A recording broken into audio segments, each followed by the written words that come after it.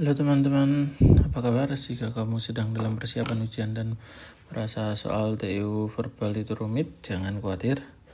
Di video kali ini aku bakal bantu kamu untuk memahami cara menjawab soal verbal dengan lebih mudah dan efektif. Dan jangan lupa untuk subscribe channel Rizky Kur. Kita akan bahas soal-soal antonim dan sinonim pada video kali ini yang sering muncul dalam ujian. Jadi pastikan kamu tonton habis karena aku punya banyak tips dan trik pastinya hingga kalian lebih percaya diri saat menghadapi soal verbal. Dan ini adalah beberapa contoh dari TU verbal, baik itu sinonim maupun antonim. Ini adalah beberapa contoh soal dan trik. Kita mulai saja. Dalam soal sinonim, kita mengetahui sinonim adalah tes kemampuan verbal yang kita sering jumpai di soal TU, khususnya dirancang untuk mengukur kemampuan kita dalam menemukan persamaan atau padanan arti kata. Dan cara untuk mengatasi, kita harus banyak melatih soal, mengerjakan soal sehingga kita memiliki perbendaharaan kosakata yang cukup banyak. Setiap orang bisa memiliki pahaman kata yang berbeda-beda. Semakin sering kamu memperoleh kosakata, semakin besar peluang sukses kalian. Kita mulai saja soal yang pertama. Absolut itu sinonim dengan positif, abnormal, keras, mutlak, penting. Kita mengetahui absolut itu sendiri adalah memiliki arti yang tidak terbatas atau mutlak, yakni yang tidak bisa ditawar atau dikurangi. Dalam konteks umum, absolut berarti penuh kuasa dan tanpa syarat. Dan kita melihat pilihan A, B, C, D, E. Yang pertama, A positif berkaitan dengan sikap atau hasil. Ini bukan, ini hasil atau sikap, yakni sikap positif berarti mendukung. Ini tidak sesuai dengan persamaan kata absolut. Abnormal berarti dia tidak normal dan tidak berkaitan dengan absolut. Keras berkaitan dengan sifat atau tekstur. Ini sifat, bukan dengan absolut. Mutlak bisa kita ambil, penting tidak. Ini mengandung makna urgensi. Jadi ini bukan, ya ini jawabannya adalah D. Ketika kalian memilih jawaban, kalian harus mengerti soal itu apa artinya. Nah, ketika kalian tahu artinya, kita bisa menentukan pilihannya. Dan lanjut soal berikutnya, yakni contoh dalam sinonim, yakni simpati, yakni ikut merasakan perasaan orang lain, yakni ikut merasakan.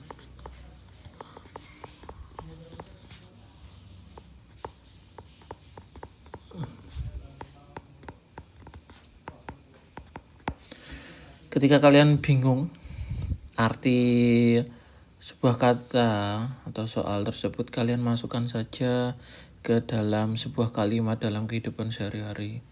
Misalnya, Andi bersimpati dengan apa yang dirasakan oleh Budi, berarti dia merasakan apa yang dirasakan orang lain.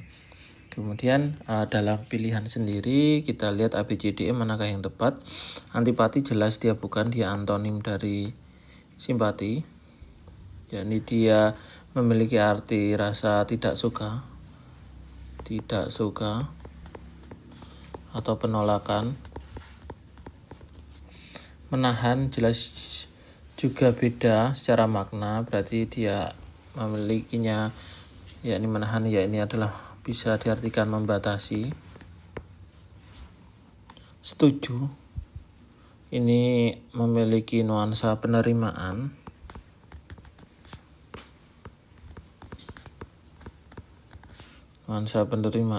Kita ambil dulu. Benci jelas bukan, dia berlawanan dengan simpati karena kurang tepat, lebih ke arah kebencian. Melawan jelas dia memiliki arti yang tidak tepat, karena jelas dia jadi yang bisa mendekati adalah setuju. Jawabannya adalah C. Ketika kalian bingung artinya, kita bisa masukkan tersebut ke dalam sebuah kalimat sehingga kita mengerti maksudnya. Soal berikutnya, dungu. Dungu biasanya digunakan untuk menggambarkan orang yang kurang cerdas atau bodoh. Atau kurang cerdas.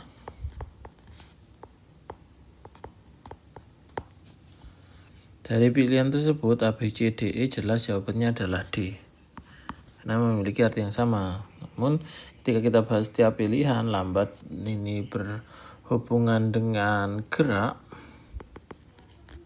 ini juga berhubungan dengan gerak, tuli berhubungan dengan penyakit atau tidak bisa mendengar,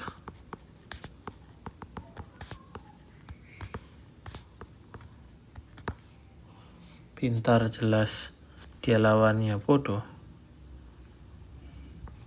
sehingga jawabannya adalah D. Lanjut soal berikutnya. Huma konteks bahasa Indonesia biasanya merujuk pada sebuah tanah atau lahan yang digunakan untuk bercocok tanam, terutama untuk jenis pertanian tertentu. Jadi kita ambil pengertian huma adalah tanah atau ladang. Pilihan jebak yang tepat yakni gubuk bukan, dia berupa rumah. Kemudian tanah atau lahan. Kemudian rumah jelas bukan. Lahan, sawah.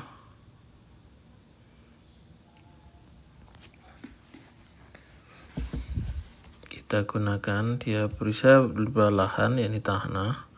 Sawah bukan, karena dia berupa tempat pertanian. Ladang juga bisa, tapi yang tepat yakni antara bisa C dan E. Sehingga kita memiliki dua jawaban, dan yang tepat adalah ladang. Karena ladang adalah tanah untuk bercocok tanam dan dianggap hampir sama dengan huma.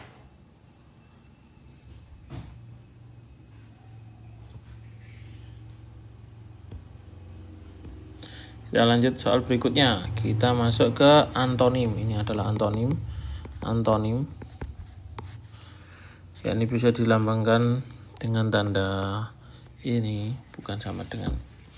Inilah trik dalam mengerjakan antonim. Amati pilihan jawaban dan carilah dua jawaban yang berlawanan, karena seringkali jawaban untuk soal antonim berada pada salah satu dari dua kata yang berlawanan tersebut. Misalnya adalah kas.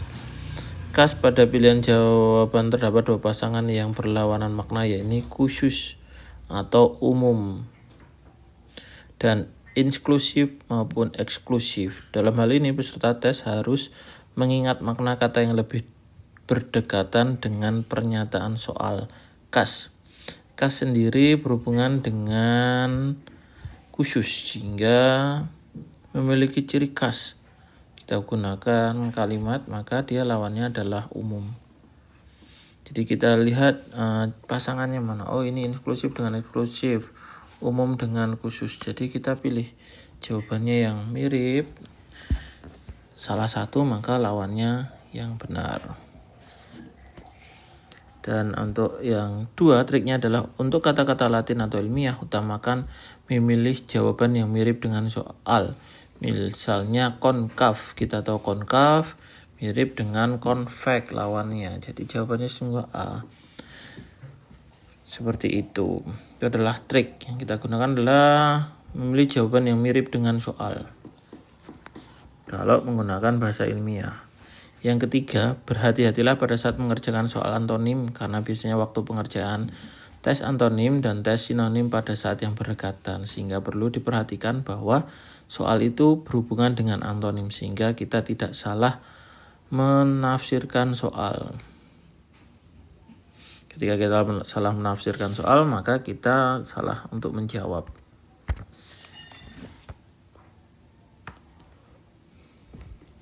Kita masuk saja ke soal, yakni antipati. Antipati merujuk pada perasaan tidak suka. Dia antipati, tidak suka, atau kebencian terhadap sesuatu atau seseorang. Pilihan yang tepat adalah lawan dari antipati. Kita lihat sesuai dengan ciri atau cara yang pertama adalah cari jawaban atau ilmiah yang memiliki yang mirip dengan soal. Jadi ketika kita antipati, kita bisa memilih simpati. Apakah benar? Kita bahas satu-satu. Apatis adalah tidak peduli. Dia memiliki arti yang sama. Peduli jelas lawannya dengan apatris. Jelas bukan? Menunjukkan perhatian atau kasih sayang. Peduli itu perhatian.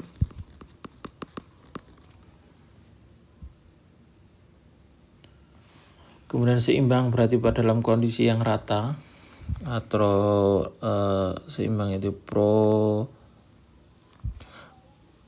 proporsional. Dan simpati adalah perasaan suka atau perhatian terhadap orang lain yang merupakan kebalikan dari antipati. Jawabannya adalah D. Kita bahas dulu yang E. Acuh adalah tidak peduli, dia memiliki arti yang sama. Jadi jawabannya adalah D. Jadi sampai sini paham untuk antonim. Cara untuk mengerjakan dari soal-soal antonim sendiri, yakni kita harus sering berlatih mengerjakan untuk verbal sehingga kita memiliki banyak kosakata dan mengerti arti dari kata-kata asing. Gasal biasa merujuk pada hubungan dengan ganjil. Kita ingat saja ada semester gasal, ada semester genap. Sehingga pilihan jawaban yang tepat, ganjil ini memiliki arti yang sama. Bukan, semester itu berhubungan dengan pembagian waktu dalam 1 tahun ajaran. Jelas bukan. Tunggal berarti 1, jelas bukan. Karena tidak ada hubungan dengan gasal. Tahun adalah unit waktu, satuan waktu. Dan genap adalah angka yang berisi 2 dan merupakan lawan dari ganjil. Jadi jawabannya adalah E. Oke, sampai sini paham? Jadi ketika kalian tidak bisa mengerjakan, bingung artinya, kita coba masukkan dalam kalimat kehidupan sehari-hari sehingga kita paham artinya. Soal yang terakhir adalah takzim. Takzim kita bahas adalah penghormatan atau rasa hormat yang tinggi terhadap seseorang. Takzim, hormat. Sopan berarti memiliki tata krama.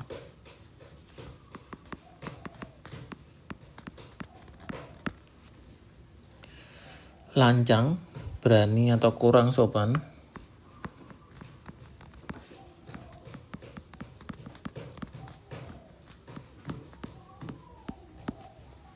Etika adalah nilai atau prinsip moral yang mengatur perilaku.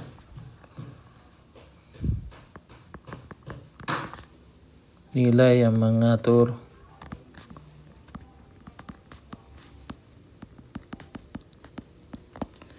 alim, jelas bukan. Ya, ini adalah berhubungan dengan agama atau taat. Teladan, contoh baik.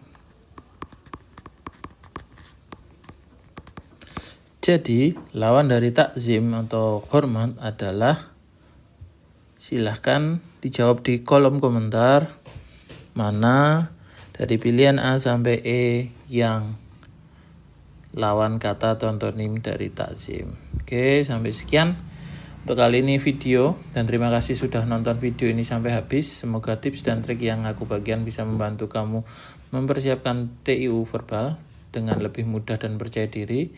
Ingat, latihan dan konsistensi adalah kunci utama. Jangan lupa untuk like, share, dan subscribe supaya kamu gak ketinggalan video-video bermanfaat lainnya.